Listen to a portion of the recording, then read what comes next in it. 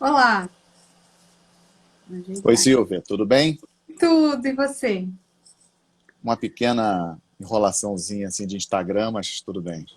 É, a primeira vez é sempre mais, a gente fica um pouco confuso, mas é uma ferramenta fácil, né? E o bom é que todo mundo vai passando e vai assistindo a gente, né? Fica ali ao vivo. Mas Essa é a obrigada, ideia. tudo bem com você? Tudo bem, tudo jóia. Ótimo. Satisfação enorme estar aqui com você. Eu que te agradeço por aceitar o nosso convite tão prontamente e por me dar uma aula prévia. E agora eu vou poder contar um pouquinho do que a gente conversou e depois a gente começa com as perguntas. O meu convidado de hoje é o comandante Leonardo Matos. Eu vou falar um pouquinho do currículo dele e do porquê que a gente chegou nesse tema aqui. Como vocês sabem, a Think Brasil é uma empresa de consultoria em relações governamentais e a gente começou a fazer essas lives e aí começaram a vir várias sugestões de temas. E um tio meu muito querido do Rio de Janeiro, ele não está assistindo a gente ao vivo hoje, ele disse que teria uma reunião, vai assistir mais tarde. Ele disse: Olha, vocês têm que falar da Amazônia Azul. E eu nunca tinha ouvido falar em Amazônia Azul. E aí, a hora que eu fui olhar, eu vi que tem uma grande oportunidade de investimentos na área. E é um tema super interessante. E aí, eu cheguei no comandante Leonardo pelas mãos desse meu tio Olavo. Então, um beijo para o meu tio Olavo. E o comandante Leonardo de Matos, ele é graduado em Ciências Navais pela Escola Naval. Dentre os diversos cursos militares, destaca o mestrado profissional em Ciências Navais, realizado na Escola de Guerra Naval, o de Inteligência Estratégica da Escola Superior de Guerra e o Joint and Combined Warfighting School do Joint Forces Staff College. Ele comandou 2 navios, o Patrulha Guajara, de 97 a 98, no Rio de Janeiro, e o navio Patrulha Fluvial Roraima, de 2002 a 2003, em Manaus. A gente vai falar um pouco disso que eu achei interessante também. Nos anos de 2007 e 2008, exerceu a função de oficial de ligação da Marinha do Brasil junto à Marinha dos Estados Unidos, em Norfolk, na Virgínia. Já está na reserva da Marinha e, a partir de outubro de 2011, assumiu a função de encarregado do setor de geopolítica da Escola de Guerra Naval. Possui um mestrado stricto sensu em estudos estratégicos da defesa e da segurança na Universidade Federal Fluminense. E desde setembro de 2014 é o editor responsável pelo Boletim Geocorrente e coordenador do Núcleo de Avaliação da Conjuntura da Escola de Guerra Naval. E aí, em 2019, fez parte da delegação do Brasil na reunião anual dos membros consultivos do Tratado da Antártica. Desde 2016, ministra palestras sobre geopolítica antártica para os oficiais pesquisadores envolvidos com o Programa Antártico Brasileiro. Expõe suas opiniões e temas correntes internacionais pelo canal Conexão Geo, no YouTube, Spotify, Facebook e Instagram. E aí eu já quero convidar todo mundo aqui para ir nesse canal do Conexão Geo lá no YouTube, que é super bacana. E ele fala de geopolítica geral, não só de Amazônia Azul. Na verdade, ele não fala de Amazônia Azul, né, comandante? Lá é muito mais amplo. É, praticamente não. É, Então vamos lá. Você tem mais alguma coisa a acrescentar aqui? tá ótimo. Então, Vamos às suas perguntas. Eu tô então nervoso eu já. vou. Tá nervoso? Não fique. Bom, essa já é Quando a eu minha começar a falar, eu décima. fico mais calmo. Então tá bom, vamos lá. Então, primeiro, conta pra gente o que é a Amazônia Azul e como surgiu o conceito, que eu acho que a grande maioria da nossa audiência nunca ouviu falar. Bom, primeiro agradecer, Silvia, essa oportunidade, né, que você está me dando de falar de um tema que eu gosto muito, né? Lá na Escola de Guerra Naval, eu ministro aula de geopolítica, oceanopolítica, o tema de Amazônia Azul sempre faz parte dos dois currículos, dos cursos, né, das disciplinas que eu ministro.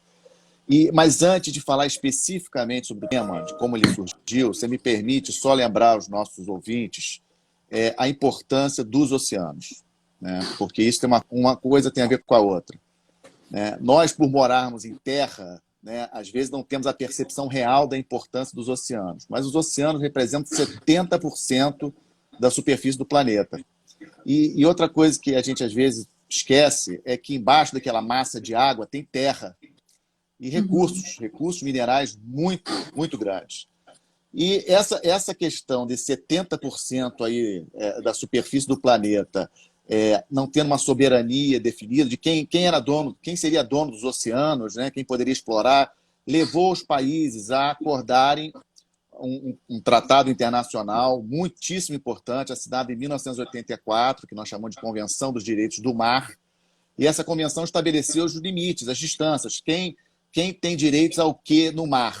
Então, os estados costeiros, a partir daí, o tratado foi assinado em 84, entrou em vigor, em 82, entrou em vigor em 94, e atualmente, praticamente todos os países do mundo já ratificaram esse tratado. Infelizmente, os Estados Unidos não.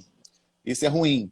Os Estados Unidos, eles meio que aceitam, né, respeitam o tratado, mas não fazem, não são formalmente parte do tratado. Isso é muito ruim, eu acho. Mas aí, essas distâncias, o que o tratado, muito sinteticamente, falou, que eu acho que é importante para os nossos ouvintes escutarem antes de falar de Amazônia Azul, que são a questão das distâncias. Então, ficou definido, por exemplo, mar territorial, distância de 12 milhas, que é equivalente a 22 quilômetros do nosso litoral. O país teria soberania plena, zona contígua, zona econômica exclusiva. Até a zona econômica exclusiva, o Estado costeiro ele tem direito a tudo em termos de exploração, ou seja, pesca, exploração mineral, etc. E a partir da zona econômica exclusiva, a questão da plataforma continental, que é a parte do leito e subsolo marinhos. Mas o país tem que comprovar isso junto à ONU e a ONU tem que confirmar. Estou explicando essa história toda porque isso são recursos, né? E os oceanos são muito importantes para os países. Transporte marítimo, por exemplo, comércio internacional. 85% de todo o comércio internacional é feito pelo mar, né? Energia, petróleo, gás, meio ambiente. Os oceanos são muito mais importantes para o meio ambiente do que as florestas, por exemplo. Biodiversidade, por exemplo, a gente fala muito, né, de biodiversidade. Os oceanos são riquíssimos em biodiversidade. Pesca, né? Obviamente importantíssimo, proteína, né? Alimentos para as populações, ou seja, os oceanos são realmente muito importantes. E um dado que muita gente também não sabe, questão de comunicações. Aposto que você não sabia que 97% das comunicações no mundo são por cabos submarinos, não são por satélites. As pessoas falam muito de comunicação. Eu já ouvi falar nesses cabos, mas eu não tinha ideia dessa proporção. Mas é muita proporção, não é pouca não, são 97%. Então, isso tudo são cabos submarinos que saem das cidades e mergulham nos oceanos e estão lá no meio do marzão. Tá? Então, assim, isso tudo eu falei para mostrar a importância do mar. Eu acho que isso aí é importante. E outra coisa também interessante, o fato de nós não vivermos no mar, nós vivemos em terra, que tira um pouco essa percepção da importância do mar, eu acho que explica um pouco um outro dado que talvez também acho interessante. O homem hoje, o ser humano, conhece mais a superfície da Lua, superfície de Vênus, superfície de Marte, do que o leito marinho. Apenas, só para você ter uma ideia de proporção, apenas 1/5 de todo o leito oceânico, né, dos oceanos, tem o mesmo grau de conhecimento, é conhecido como hoje conhecemos a superfície da Lua, etc. Quer ver outro dado também que eu acho interessante? O maior montanha do planeta, né, o Himalaia, lá no Himalaia, o Monte Everest, por exemplo, ele tem quase 9.000 metros, né, de altitude em relação ao nível do mar. Existe uma fossa no Pacífico, as Fossas Marianas, que tem quase 11.000 metros. Você podia pegar o Monte Everest e jogar dentro da fossa, lá no Pacífico, ele entraria todo, para você ver né, o que tem por aí. Né? E aí eu vou entrar na tua pergunta. Depois disso, de onde surgiu o conceito de Amazônia Azul?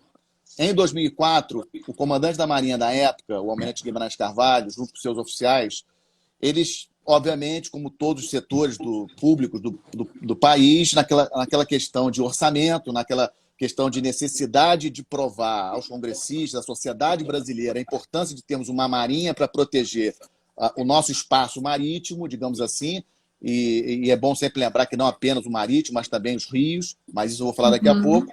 E aí o Almirante Guimarães Carvalho ele lançou esse conceito da Amazônia Azul num artigo para a Folha de São Paulo, chamado A Outra Amazônia. Então, ele fez um link entre um espaço que é super conhecido, que todo mundo considera super importante para o Brasil, para o planeta, que é a Amazônia Verde. E aí ele falou assim, olha só, nós temos um espaço marítimo aqui até maior do que a Amazônia Verde e tão importante quanto. E a sociedade não percebe. E aí surgiu a ideia de pegar uma carona na Amazônia Verde, e aí chamou de Amazônia Azul. Esse termo pegou efetivamente, ele consta de várias publicações e decretos e oficiais do governo, publicações do Ministério da Defesa, etc. Mas eu concordo com você, eu acho que a gente tem que divulgar mais esse conceito para explicar para a sociedade o que é esse conceito de Amazônia Azul. E o que é exatamente a Amazônia Azul? É o espaço marítimo, oceânico, né, que o Brasil tem algum tipo de jurisdição, tem algum tipo de direitos, digamos assim. E para você ter uma ideia, se a ONU reconhecer todos os nossos pedidos em relação à extensão da plataforma continental que eu comentei, isso vai corresponder a 5,7 milhões de quilômetros quadrados. A parte terrestre do Brasil são 8,5. A parte terrestre do Brasil, né, o continente, o estado brasileiro tem 8,5, 8,4. A parte da Amazônia Azul são 5,7. Ou seja, é muita coisa. Uma curiosidade, você sabe qual é a área da Amazônia Verde? Só para a gente ter uma... É mais ou menos, é um pouco menos do que isso, são 4 milhões e qualquer coisa. Porque existe a Amazônia Legal e Floresta Amazônica, então tem uma certa diferença, entendeu? E tem a aí, Amazônia uma outra que coisa nem é que eu Brasil, também... né? Tem a parte da Amazônia que nem é Brasil. Tem floresta amazônica de outros países também, né? A floresta amazônica é maior, mas a Amazônia Legal brasileira, ela é mais ou menos a metade do território brasileiro, 4 milhões e qualquer coisa. E a Amazônia Azul, se a ONU reconhecer o pleito brasileiro em relação à extensão da plataforma continental como um todo, nós vamos ter 5,7 milhões. Silvia, isso aí é muita riqueza. Então, assim, e aí, só para fechar a ideia do conceito, né? Esse conceito foi, então, criado em 2004, como eu falei, e ele sofreu uma evolução. Hoje, a Marinha considera, porque também é importante para nós, não apenas todo esse espaço marítimo, mas né? Os rios são muito importantes para a economia brasileira, são muito importantes para a defesa do Brasil, porque nós temos rios internacionais, como o Rio Paraguai, o Rio Amazonas, por exemplo, ou seja, rios que transitam por outros países também, então isso também é outra parte importante. E aí um dado só para fechar essa sua pergunta, né, para deixar você fazer outras, nesse espaço Amazônia Azul, quem cuida? A Marinha. Esse é um ponto que eu acho que é um ponto importante. Né? Então, nós precisávamos de um conceito para tentar mostrar para a sociedade a importância desse espaço que, de maneira geral, a sociedade ela não percebe. E aí, em termos conceituais, esse é um conceito político-estratégico, né, de Amazônia Azul, a gente divide em vertentes. Né? A questão científica, a questão ambiental, a questão de defesa, né, que é soberania, e a questão da economia. São 4 vertentes. Quero focar nessa da economia. Mas antes da gente entrar nisso, eu já tenho uma pergunta aqui. Aliás, eu convido todos a fazerem perguntas aqui na caixinha de comentários mesmo, e à medida que a gente for nos intervalos das minhas perguntas, eu vou lendo. O Francisco Eduardo, ele pede, seria interessante entrevistado e explicar também o que significa AJB e área SAR. Eu nunca ouvi falar. Sim. Não, olha só, área SAR é Search and Rescue, ou seja, busca e salvamento.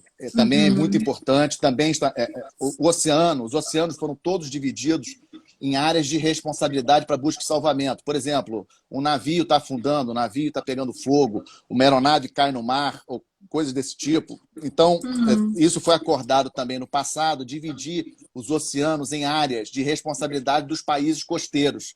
Então, por exemplo, a área SAR do Brasil, que a gente chama, a área de responsabilidade de busca e salvamento, ela é maior, e aí, só para não esquecer, que é importante para meus amigos da Força Aérea, isso é uma parceria da Marinha com a Força Aérea Brasileira, é importante ressaltar isso, ou seja, a Força Aérea também tem um trabalho fantástico com a Marinha, na questão de busca e salvamento, não só na questão de busca e salvamento, mas na questão de busca e salvamento, quando a gente fala de SAR, a gente também está falando de Força Aérea. É importante a gente registrar para os meus amigos da Força Aérea não ficarem chateados comigo e falar que eu só estou falando de Marinha aqui.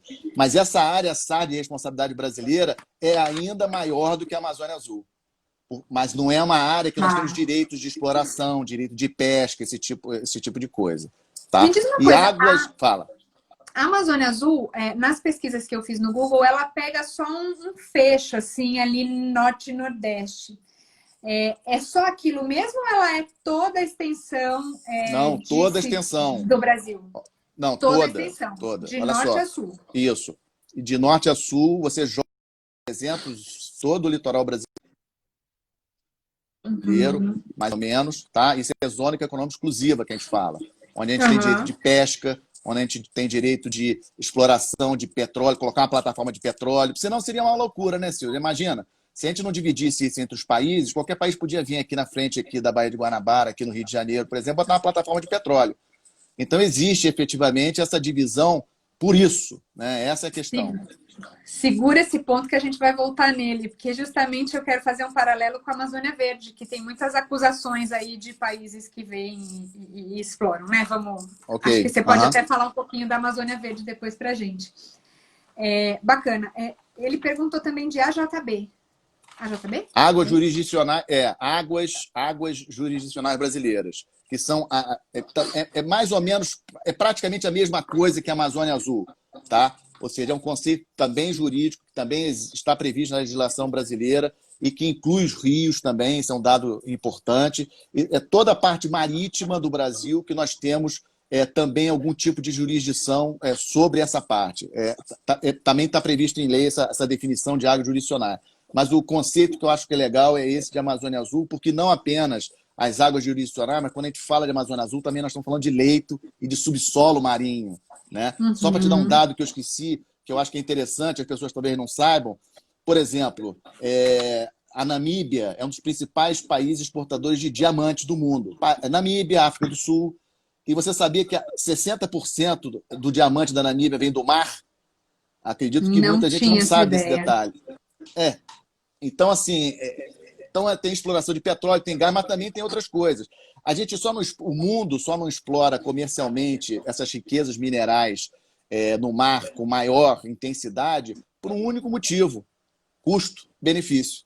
Né? Hoje, é preferível você ir para outro país da África, por exemplo, ou outros países da América do Sul e comprar ali uma mina, etc., e explorar em terra. Porque, obviamente, você tem a lâmina d'água, né? Só você lembrar da questão do pré-sal, etc., você tem a lâmina d'água e depois você tem terra.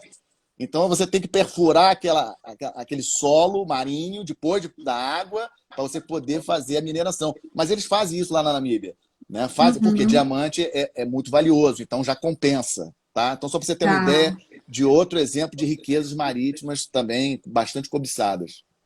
Legal. Bom, então vamos falar dessa parte de economia. Quais são os setores que estão relacionados a esse imenso espaço e quais os que não estão explorados, né? A gente já falou de pré-sal, que eu acho super interessante a gente falar, mas tem turismo também, tem a pesca, tem a exploração mineral, aí que eu nem sabia. Em linhas gerais, você pode dizer o seguinte, um dado que é muito importante, né, o comércio exterior brasileiro, que em 2019, por exemplo, importações e exportações gerou em torno de 400 bilhões de dólares, 95% desse comércio é pelo mar. Só aí eu já acho que é um dado importante, né? Ou seja, o comércio, tudo que a gente exporta, tudo que a gente importa, 95% é feito pelo mar. Um outro dado também importante que ainda tem muito a crescer no Brasil, que é a questão do transporte marítimo. Ou seja, por exemplo, já tem pesquisas que, em média, distâncias superiores a 1.500 quilômetros, é mais barato você transportar pelo mar do que por rodovia ou ferrovia. Então, por exemplo, uma carga que você tem que levar de São Paulo, Santos, para Salvador ou para Recife, é mais barato você embarcar num navio em Santos e levar para o porto de Recife do que você botar num caminhão e levar para lá. Então, mas obviamente, isso tem detalhes, depende do porto, porque tem portos que estão ainda um pouco mais atrasados e precisam ser modernizados, então os custos operacionais são um pouco maiores, mas em média, acima de 1.500 quilômetros, é mais barato você mandar pelo modal marítimo. Caramba, só isso já é super importante para a logística nacional. Você imagina, você poder... Então, todo o comércio de bens entre São Paulo, por exemplo, né, nosso principal estado em termos industriais, para o Belém do Pará, Fortaleza, tudo via marítima. Então, isso tem um mercado. Só para você ter uma ideia, com toda essa pandemia, se você depois entrar no Google, se os nossos amigos estão nos escutando entrar no Google, o transporte marítimo, né, no Brasil cresceu mais de 10%, se não me engano. Alguns portos até mais de 10% de aumento de volume. Isso no meio dessa pandemia louca que nós estamos passando. Né? Então, acho que isso mostra o potencial do transporte marítimo. Isso, o transporte marítimo e comércio exterior. Isso, inclusive, cabotagem, né? Sim, é isso. Por que a gente explora tão pouco os rios? Boa pergunta, porque os rios dependem de hidrovias navegáveis. Os rios nem sempre estão plenamente navegáveis. O Tietê, há pouco tempo atrás, sofreu aquela seca, né? Alguns anos atrás, sofreu aquela seca muito grande. Então, rios têm esse problema. Tem a questão da sinalização dos rios, que às vezes mudam de posição. Eu vi muito isso na Amazônia, quando eu tive a oportunidade de comandar lá. Mas nós temos atualmente já hidrovias bastante desenvolvidas. Tietê-Paraná está bem legal, Paraguai está se desenvolvendo, escoando produção até pelo Paraguai, também pela Argentina, até o Porto de Buenos Aires.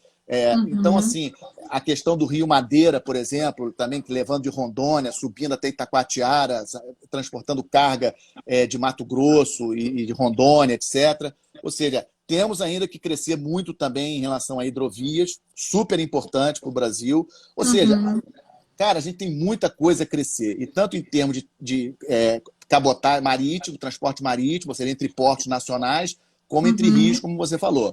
Mas você me pediu para falar da economia do mar de uma maneira geral.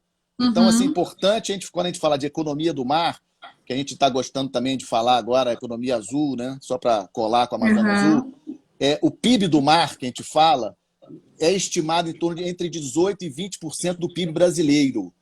Isso é muita coisa, ou seja, tudo está relacionado com o mar, logicamente. Né? Então, estou falando aqui de petróleo e gás, estou falando aqui de portos, estou falando de comércio exterior, de importações e exportações, as empresas que trabalham com o comércio exterior, que trabalham com logística, as pessoas que trabalham com isso, pesca.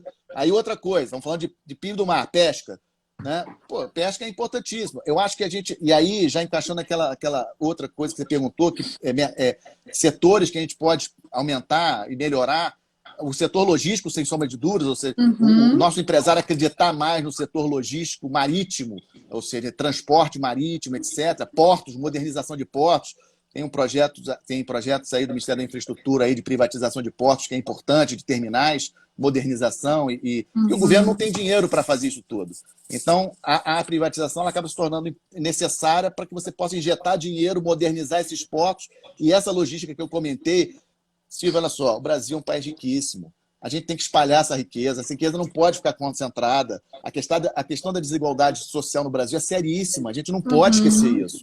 E aí, se a gente conseguir espalhar a riqueza que o Brasil tem, tudo vai melhorar. Isso aí é estatístico, isso aí a gente viu no mundo como um todo. Então, a economia do mar tem a ver transporte marítimo, comércio, pesca é muito importante. Quer ver, por exemplo, um dado? Petróleo. 96% do petróleo do Brasil, que é explorado no Brasil, no mar. 96%. E o Brasil é hoje um dos maiores produtores mundiais de petróleo. Também a gente não fala nisso. Hoje o Brasil é autossuficiente de petróleo. 85% do gás, 95%, 96% do petróleo vem do mar. Então, pesca, petróleo, gás, transporte, você falou muito bem, lazer, vela, muita gente, esportes, né? E a questão do turismo, ou seja, os transatlânticos, né? Que aqui Santos, Rio de Janeiro, Salvador, vários portos brasileiros recebendo uma quantidade cada vez maior de transatlânticos. Vamos esquecer 2020, né? Tirando 2020, mas até 2019 o turismo estava aumentando. O turismo de navios de cruzeiro só aumentava no Brasil. Né? Até por causa do descasamento em relação ao hemisfério norte, né? Ou seja, o hemisfério norte era inverno, os navios de passageiros de cruzeiro vinham aqui para o Brasil e aumentava digamos assim, esse ramo do turismo, né? Que estava crescendo cada vez mais, níveis muito altos. Então, assim, nós temos um potencial muito... E outra coisa também que eu acho importante, que a gente não pode esquecer, é a questão da ciência, da pesquisa.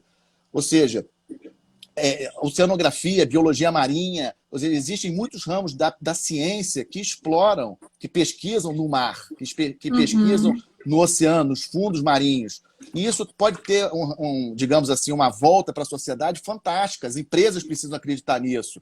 E é uma ideia que eu defendo demais, Silvia, é as empresas trabalharem mais ligadas às universidades. Isso tem muito nos Estados Unidos, tem muito na Europa. Ou seja, as empresas investirem nas cabeças fantásticas que nós temos nas nossas universidades e para descobrir coisas novas. Né? E essa galera da universidade é que vai lá no oceano, no navio de pesquisa, junto com a Marinha, ou em navio de pesquisa das universidades, que algumas universidades possuem, etc., e fazer pesquisa lá, e isso reverte para as indústrias, né? De uma maneira geral. Eu acho que isso é muito importante. E só o último ponto de comércio, de economia do mar, indústria de defesa. Indústria de defesa também tem a ver com mar, a construção de navios civis e construção de navios militares, né? Eu acho que a questão da indústria de defesa também está associada com o espaço marítimo, com a Amazônia Azul. Deixa você falar. Legal.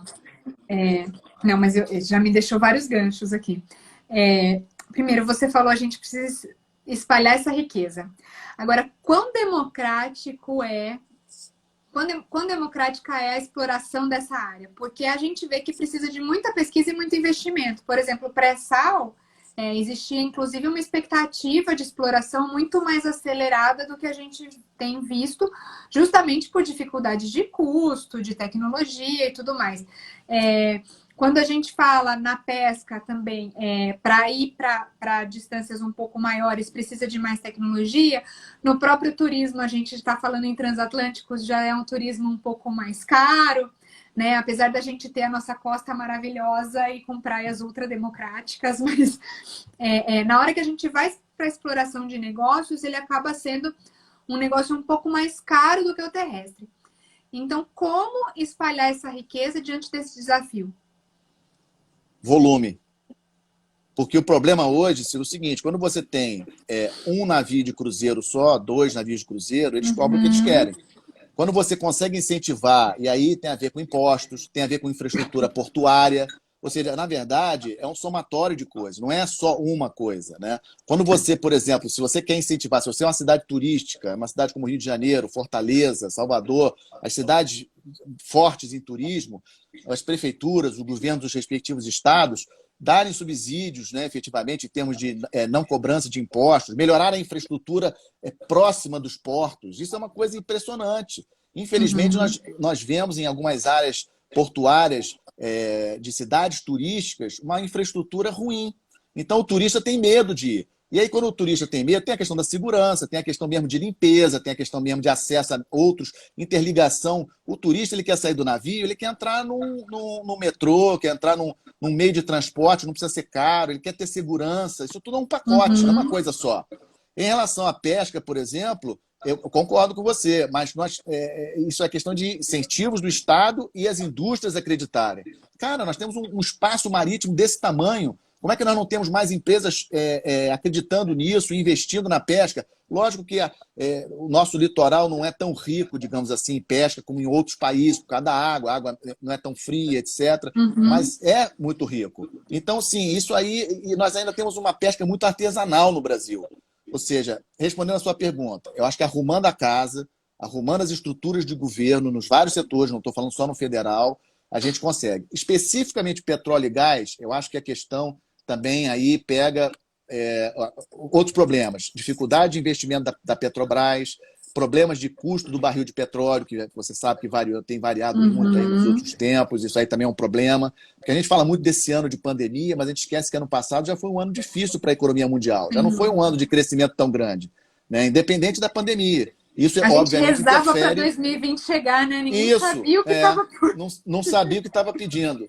E aí, assim, 2019 já não foi um ano tão bom, as pessoas esquecem isso. Japão fechou o ano em recessão, México em recessão, a Alemanha 0-0 praticamente no final do ano passado. Ninguém fala nisso, né? Porque, obviamente, entramos num momento muito pior.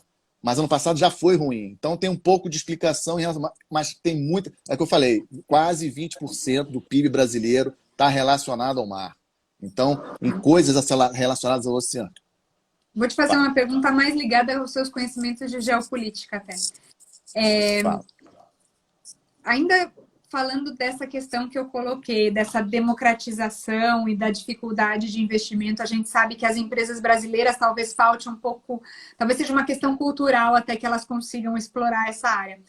Mas nada impediria que empresas estrangeiras viessem fazer esses investimentos no Brasil. Empresas que já estão acostumadas a explorar essas áreas em outros países.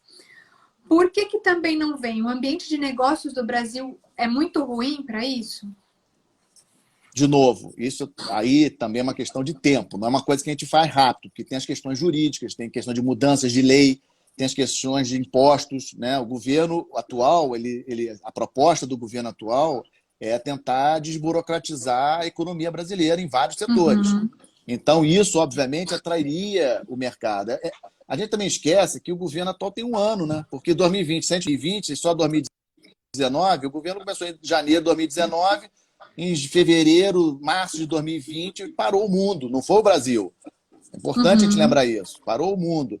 Então, é difícil a gente querer que tudo se resolva de uma hora para outra, mas eu acho que desburocratizar essa massa, digamos assim, essa engrenagem pesada do Estado brasileiro, eu acho que para o desenvolvimento do Brasil e para nós espalharmos mais riqueza, você não consegue olha só, você não consegue tirar milhões de pessoas da pobreza só com incentivos como Bolsa Família ou outro tipo de coisa. Você tem que dar emprego para essa gente. Economia. Não adianta só dar Bolsa Família. Você tem que ensinar a pescar. Você tem que ensinar, né? Você tem que dar oportunidade, até para a questão da própria da autoestima, sabe? As pessoas, às vezes eu leio certos economistas falando assim, não, é muito importante o Bolsa Família, é super importante dar o Bolsa Família, mas não pode ser só o Bolsa Família.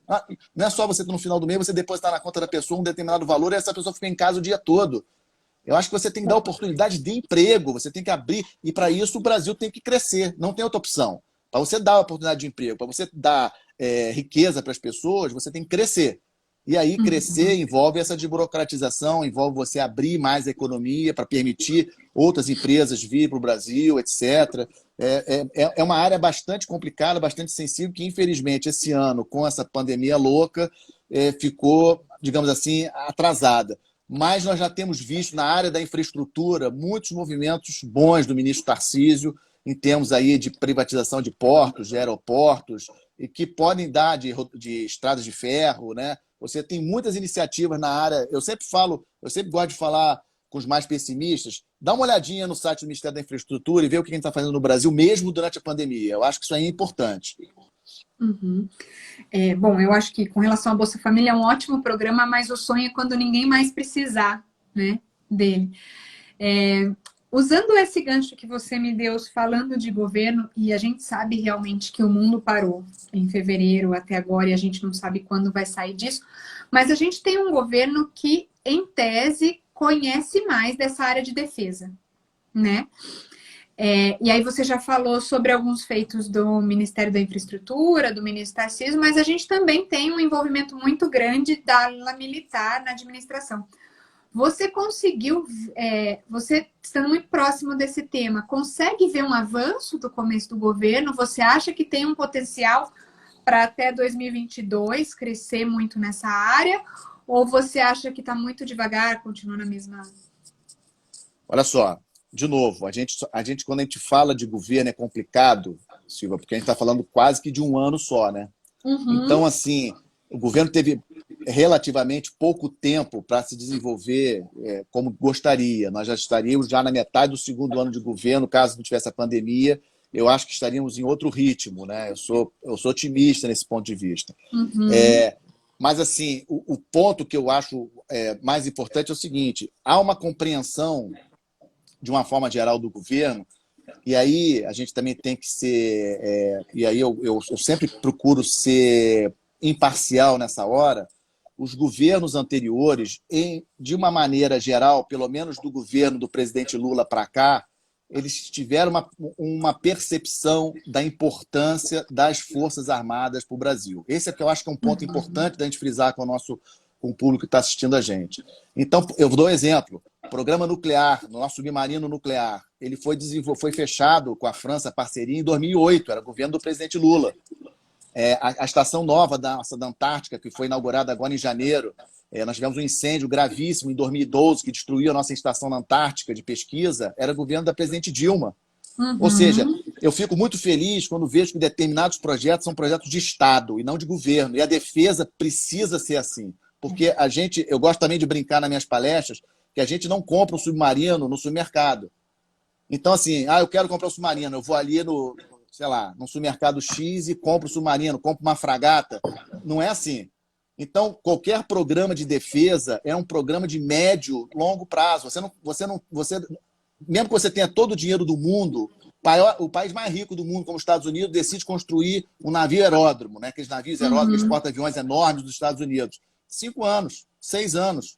com todo o dinheiro que eles têm, toda a tecnologia, todo o dinheiro, etc.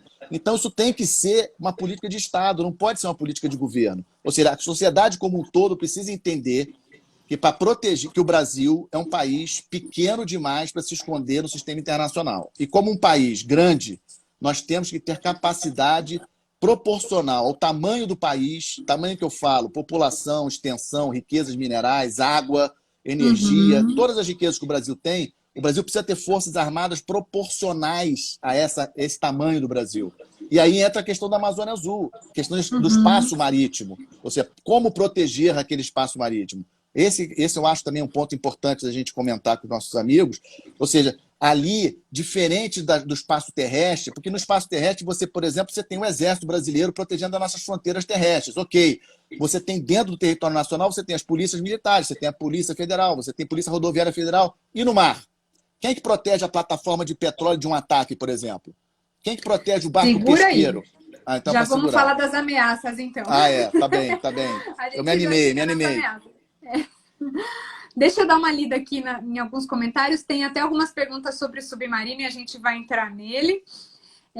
O AB Amorim fala, imagina o cenário, aumenta o número de navios, aumenta o mercado para prestadores de serviços turísticos, abre-se um restaurante com pegada ecológica que contrata pescadores para ter alimento fresco. Então, assim, ele está falando dessa democratização. Ainda que você tenha grandes empresas explorando, isso vai gerar, vai aquecer a economia local. O Marino Casque, tem uma foto de uma moça aqui. Se buscar o investimento estrangeiro direto seria a solução ou parte dela? Parte dela. Eu acho que investimento é bem-vindo, né? Querem investir aqui no Brasil, podem vir, não tem problema não. Estou investindo no meu território. Ou seja, aliás, eu vejo muito isso também. Às vezes as pessoas confundem as coisas, acham que investimento externo está roubando patrimônio nacional. O patrimônio está aqui. Se tiver alguma questão muito especial no futuro, a gente retoma. Está aqui no território. E aí reforça a questão que eu estava tentando falar, que você não me deixa, que é a questão das Forças Armadas. Ou vamos seja, lá, vamos falar se a gente se dá de ameaças. Olha só. Antes de falar de defesa, mar, vamos falar quais são as ameaças. E por que a gente precisa da defesa. Tá bem. Né? Tá bom. Olha só, rapidinho. Você lembra do vazamento de óleo ano passado, no litoral brasileiro? Você assistiu, né? Aquele vazamento monstro. Qual foi o tamanho do dano para o meio ambiente brasileiro? Quantos pescadores, quantas pessoas ficaram doentes por causa daquele vazamento de óleo? Aquilo aconteceu onde? E aconteceu onde? Na Amazônia Azul. Na Amazônia Azul. Isso. Então, isso já foi um ataque, né? Isso já é uma ameaça, né? A questão do meio ambiente é fundamental. Preservar o meio ambiente marítimo e litoral, etc., é fundamental. Você quer ver outra coisa em relação à ameaça? Agora, nós estamos batendo papo aqui, eu garanto para você que, infelizmente, temos algumas embarcações dentro da Amazônia Azul não autorizadas, transportando droga, transportando armas. Aqui no Brasil, a gente não tem muitos casos, mas em outros lugares, como no Mediterrâneo, por exemplo, tráfico de pessoas. Então é importante, hoje, agora, nesse exato momento, tem barco de pesca de países estranhos ao nosso Atlântico Sul, pescando dentro da Amazônia Azul ilegalmente, por exemplo, pegando o nosso peixe, porque tem muitos países que têm uma indústria pesqueira muito mais desenvolvida do que a nossa. Esses caras estão pescando dentro da Amazônia Azul. Então, assim, essas são as ameaças assim, do dia a dia. Estou falando assim agora, tá? Tipo, agora tem barco pesqueiro ilegal pescando na Amazônia Azul, tem barco levando droga, tem barco levando produtos contrabandeados, tem gente, eventualmente, embarcações, por exemplo, né? Várias coisas estão acontecendo na Amazônia Azul. E tem a questão da defesa. Aí você vai chegar para mim e dizer, espera aí, Leonardo, mas a gente não tem ameaça. Eu fico louco quando eu escuto uma coisa dessa, porque aí eu falo o seguinte, olha só, se queres a paz, prepara-te para a guerra. Ou seja, se você não tem tranca na sua porta da sua casa e o bandido sabe disso, ele vai ter, né, digamos assim, um olhar diferente para você. Você joga isso para os estados nacionais. Você hoje, Silvia, você tem ali, por exemplo, no tal do Mar do Sul da China, 3 porta-aviões, 3 navios aeródromos dos Estados Unidos, cada um com 100 mil toneladas. Você tem ideia que é 100 mil toneladas de navio de guerra? 80 aviões, cada porta-aviões desse, fazendo exercício, treinamentos militares ali naquele tal de Mar do Sul da China, com várias ilhas artificiais que os chineses construíram ali, com navios chineses próximos, com submarinos chineses próximos. Se isso aí não é tensão, eu não sei o que é. E é tudo no mar. Mediterrâneo é a mesma coisa. Turquia com problema com Grécia, Turquia com problema com Chipre, Turquia lá na Líbia, está envolvida com aquela guerra civil da Líbia. Ou seja, você tem sim potenciais ameaças no mar. E, de novo, não dá para você reagir na hora que as ameaças aparecem. Eu acho que olha só, se o pessoal que está me escutando entender essa questão do timing, eu já fico satisfeito. Porque a gente precisa defender a Amazônia Azul pelas riquezas todas que eu comentei e as ameaças são essas todas que eu falei. Tá? Eu acho que dá para fazer, inclusive, um paralelo com a Amazônia Verde, né? Muito se fala sobre a exploração, por exemplo, de estrangeiros e de ONGs, no mínimo duvidosas ali, que estão na Amazônia Verde, nas reservas indígenas e tudo mais. Então, e fala-se que o Estado tem que proteger essa área. Então, a ideia é a mesma na Amazônia Azul. É a mesma, exatamente a mesma. Silvia, olha só, você leu no início meu currículo, eu tive a oportunidade de comandar em Manaus. Eu sei o que é aquilo ali. Eu naveguei nos rios da Amazônia. É tipo assim, você navegar no rio, você não vê gente. Às vezes um dia inteiro de navegação no rio não vê nada. Só floresta, só floresta, só floresta. É uma riqueza, é uma coisa assim, mas também é um vazio incrível. E como o pessoal de ciência política gosta de falar, né, poder não admite vácuo, né? Ou seja, quando você não tem um ambiente como aquele devidamente povoado, eu não estou falando de sair devastando a floresta, mas nada disso, mas você sabendo explorar a nossa floresta de uma maneira consciente, etc. Hoje você vai na Amazônia, né, onde eu tive a oportunidade de ir, você vê ali quem? Forças Armadas. Os navios da Marinha patrulhando, os aviões da Força Aérea fazendo um apoio fantástico de logística, etc., interceptando aeronaves, transportando droga, etc. Você vê o exército, pelotões de fronteira, mas essa quantidade ela é insuficiente para o tamanho da Amazônia.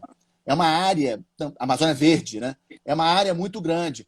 Mas aí, Silva, me permita fazer um paralelo. Você consegue fazer um pelotão de fronteira, né, como o Exército chama, que são pequenos grupamentos militares na nossa linha de fronteira terrestre, mas você não consegue fazer pelotão de fronteira no mar.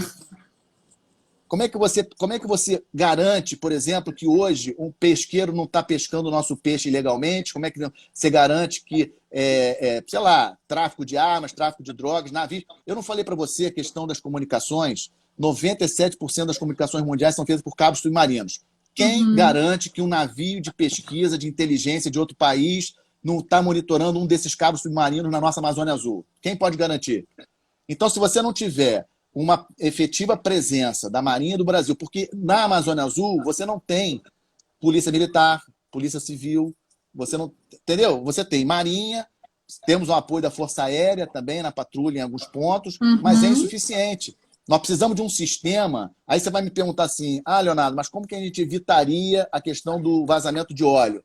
Se nós tivéssemos um sistema integrado de vigilância da Amazônia Azul, ou seja, com satélites, com drones, com radares, com sensores, para você poder acompanhar em tempo real as embarcações que estão lá, hoje, aliás, hoje não, ano passado, quando aconteceu esse vazamento criminoso de óleo, aquilo ali foi uma coisa criminosa.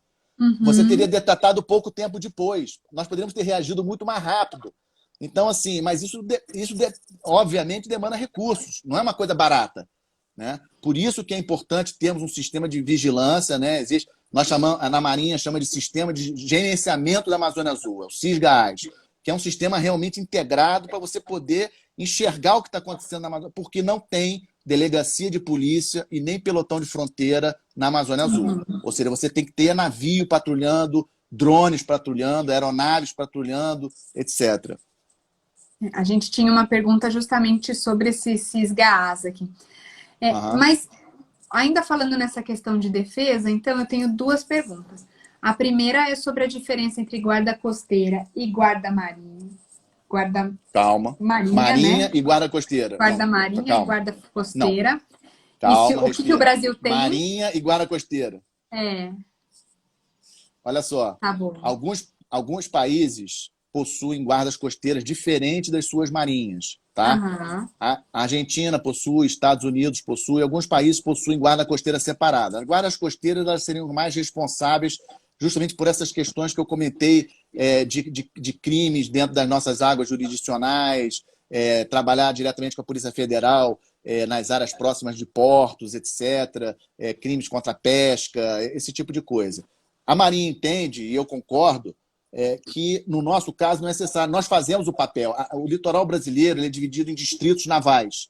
Nós temos um núcleo da esquadra brasileira, onde tem submarino, onde tem navios como fragatas, como navio porta-helicóptero. Essa esquadra, quando você fala esquadra do Brasil, é um núcleo de navios que pode se contrapor a outras ameaças de outros países, por exemplo. Tá? Esse núcleo está concentrado aqui no Rio de Janeiro. Mas, ao longo de todo o litoral brasileiro é dividido em distritos navais. Cada distrito naval ele tem uma estrutura e tem navios menores, né, navios de patrulha, como aquele que eu comandei aqui no Rio de Janeiro, o Guajará, e como eu comandei também em Manaus, fluvial. Nós fazíamos o quê? Nós fazíamos patrulha. Eu fazia patrulha. Eu ia para perto de plataforma da Petrobras para expulsar pescador que ficava amarrado lá na estrutura da plataforma, pescando embaixo da plataforma. E é proibido. E como é que você vai tirar o pescador dali? Você tem que convencer. O cara também está ganhando o sustento dele ali, um pescador humilde, às vezes, na maioria das vezes. Né? Você tem que chegar ali com educação, mas você tem que tirar dali, risco, porque né? às vezes ele não. O risco, entendeu? Então, assim, o que eu mais fazia aqui nas minhas patrulhas aqui na área era isso. Operações com o IBAMA, operações com a Polícia Federal. Né? Então, essa atividade que a Marinha do Brasil faz pelos distritos navais é atividade de guarda costeira. Então, a Marinha acha, e eu concordo, que criar uma outra instituição leva toda aquela questão da burocracia, recurso, disputa de recursos, etc. A gente acha que a gente otimiza, digamos assim, se nós mantivermos essas atribuições dentro da estrutura da Marinha pelos distritos navais. Tá? Tá.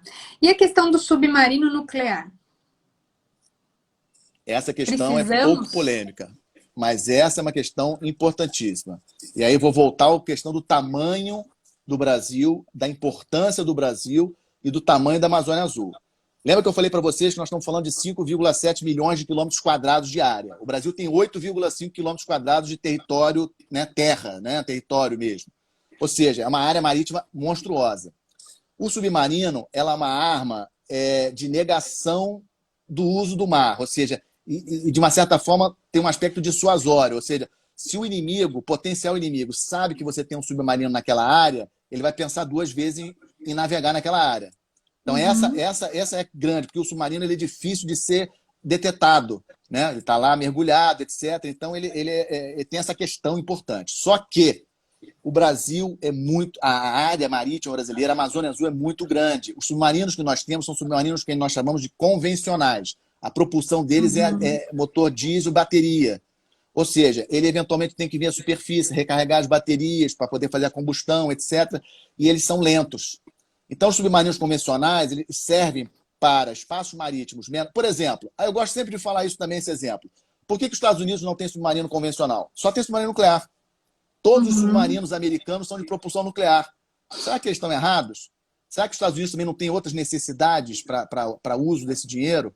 Então, isso é só para mostrar o seguinte, os submarinos convencionais eles são melhores para, por exemplo, Mediterrâneo, Mar Báltico, ou seja, mares pequenos, áreas marítimas pequenas, porque o deslocamento deles é pequeno. Eles podem se preposicionar em determinadas saídas do porto do inimigo, em determinadas rotas de navegação importantes. Mas aqui nesse marzão, nessa Amazônia Azul enorme que nós temos, você tirar, por exemplo, um exemplo rápido, Foz do Rio Amazonas, lá em cima, longe pra caramba. Se eu determinar, se tivermos um problema qualquer, vamos supor que uma marinha X, e ela resolve mandar sua força naval até a Foz do Rio Amazonas e bloquear a Foz do Rio Amazonas, por exemplo, eu tenho que mandar um submarino daqui do Rio de Janeiro para lá, vai demorar 15 dias para chegar. Então, assim, o submarino nuclear, ele vai levar 5. Tá. Então, e outra coisa, ele vai levar 5 sempre debaixo d'água. E não vai precisar ir na superfície para poder carregar as baterias, etc. Então, esse é um ponto importante. Agora, é caro? É muito caro. Tanto é que só 6 países no mundo têm. Por coincidência, os 5 membros permanentes do Conselho de Segurança, Estados Unidos, Rússia, Reino Unido, França e China, Todos os 5 têm. E Uhum. ainda tem Índia agora. Então, todos esses países possuem submarino com propulsão nuclear. Por isso, porque tem a capacidade. Agora, é caro, né? É muita complexidade, não é fácil, né? E é um grande desafio para nós. E tem a questão também da indústria que se beneficia de todo. O submarino é um meio muito complexo, super. O submarino nuclear, então, é mais complexo ainda.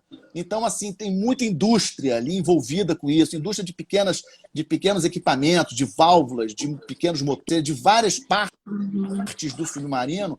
E a ideia da Marinha é utilizar o máximo possível da indústria nacional para desenvolvimento não apenas do submarino, mas também das classes Tamandaré e outros meios. E qual que é a capacidade? Aí Convenci uma você, não? pergunta absolutamente de lei. Falta essa resposta. Qual que é a capacidade de contra-ataque desse submarino? Por exemplo, você deslocou ele do Rio de Janeiro para a Foz da Amazônia.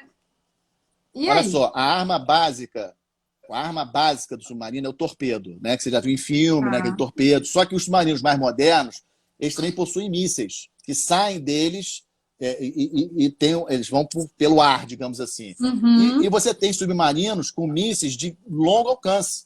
Você tem, por exemplo, de novo, né, voltando para os bonitões do sistema internacional, os 5 membros permanentes do Conselho de Segurança. Todos os 5 países membros do Conselho de Segurança possuem um tipo de submarino que se chama submarino balístico. É um submarino Uhum. de propulsão nuclear, mas que possui mísseis balísticos de longo alcance. E são mísseis, no caso deles, não será o nosso caso, com ogivas nucleares. Esses submarinos, hoje, estão no mar. Os 5 membros permanentes do Conselho de Segurança da ONU, todos eles possuem número suficiente de submarinos para que sempre tenha pelo menos um. No caso, França e Reino Unido e China são assim, no mínimo 1. Rússia, normalmente, no mínimo 2. Estados Unidos, no mínimo 3, 4 submarinos balísticos no mar permanentemente. Cara, submarino balístico, Silvia, você não tem ideia do tamanho desse submarino. São 170 Uhum. metros, 160 metros de comprimento, é maior do que uma fragata. É um monstro, porque tem esses mísseis balísticos de longo alcance. Então, obviamente, que o armamento do submarino, no caso do submarino brasileiro, não vai ter míssil balístico, até porque nós não temos, pela Constituição, a possibilidade de ter arma nuclear. Então, assim, mas o nosso submarino ele terá capacidade de lançamento de torpedos, ou seja, por dentro d'água, ou mísseis Uhum. que podem atingir os outros navios. Mas o ponto que eu acho legal é o fato de ter. Porque quando você tem, o inimigo fica na dura se ele está lá, se ele não está lá. Ou É seja, aquela arma para nós nunca ser termos esse. usada. É isso aí.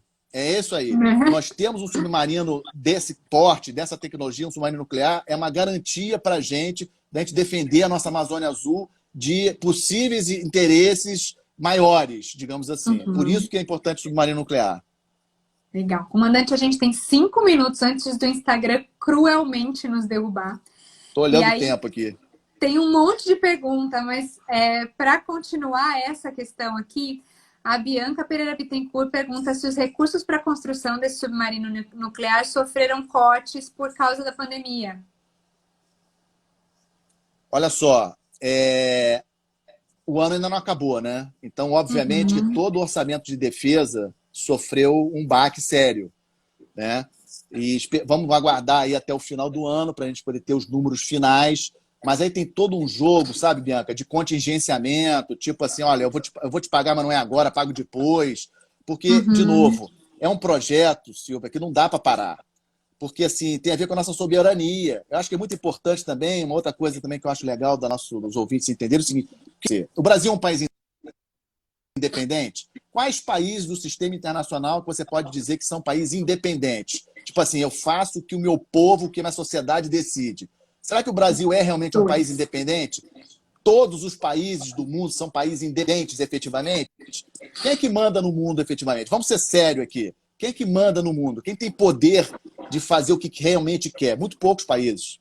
Muito Três poucos países. países. 3 países, eu diria. 3, 4, talvez, se a 4. gente colocar a 4. França, É. China, Rússia, Estados Unidos, talvez França. Alemanha? Entendeu?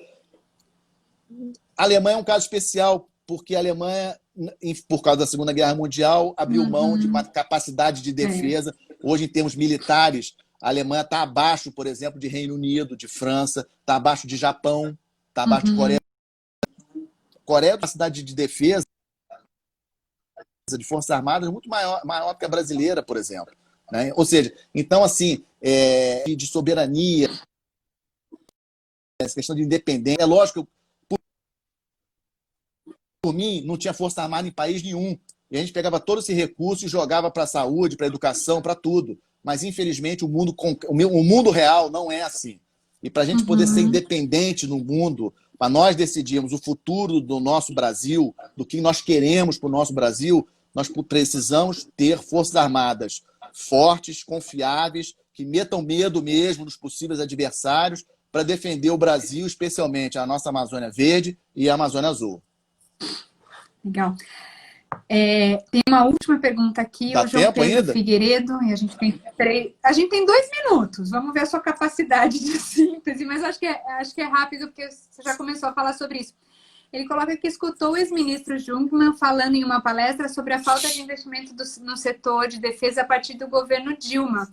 Se o senhor percebeu esse mesmo movimento, o senhor já disse que não, na verdade, o senhor disse da valorização, mas é real também a falta de investimento, porque são diferentes as coisas, né? A valorização e... Isso, exatamente o seguinte. Tivemos problemas, tivemos contingenciamento, sim, porque a economia caiu muito. Então, não adianta também, ou seja, quando a economia cai muito, quando os recursos de arrecadação caem muito, não tem milagre. Né? Obviamente, todos os setores receberam cortes, a defesa recebeu corte, efetivamente. Nós tivemos problemas nos nossos programas. Né? Hoje, nós precisamos de mais, por exemplo, de fragatas também. Nossas fragatas já estão muito antigas. Estamos com esse projeto das fragatas Classe Tamandaré, que vão ser construídas no estaleiro lá de Santa Catarina, um projeto fantástico, mas, de novo, não vai ficar pronto amanhã. Ainda vão demorar 4, 5, 6 ficar prontas essas fragatas. Ou seja, defesa é uma coisa de Estado, a sociedade precisa entender isso. Esquece governo, esquece Dilma, Lula, Bolsonaro, pensa no Brasil. Defesa é de todos nós, não é de um governo especificamente, porque não fica pronta de um dia para o outro. Então, os investimentos realmente sofreram cortes, porque no governo Dilma passamos por uma situação econômica muito ruim, vocês lembram? E aí, obviamente, todo o governo teve contingenciamento, cortes, e a defesa também acabou sofrendo cortes, não teve jeito. Legal. Bom, eles já estão nos avisando aqui que nós temos 1 minuto e meio. Eu vou te fazer uma última pergunta de sim ou não, que é só sim ou não, tá? A gente guarda para outro. Se a reforma do Conselho de Segurança não seria importante para dividir melhor esse poder? Totalmente. Isso aí... Não, eu vou ter que falar mais um pouquinho. Totalmente. Agora você vai ter que fazer outra live. Cortar. Você vai ter que fazer outra live. Gente, olha só. Nós somos a maior economia da América do Sul, maior população. Cara, não tem como o Brasil não ter um assento lá. Nós temos que ter isso claro. Nós temos que parar de pensar pequeno em termos de Brasil. Isso é fundamental. Mas isso fica para a próxima live. Super obrigado, Silvia. Pessoal, a gente tem 40 segundos aqui. Eu queria agradecer muito o comandante Leonardo e dizer que essa live fica salva no meu IGTV daqui uns 5 minutos.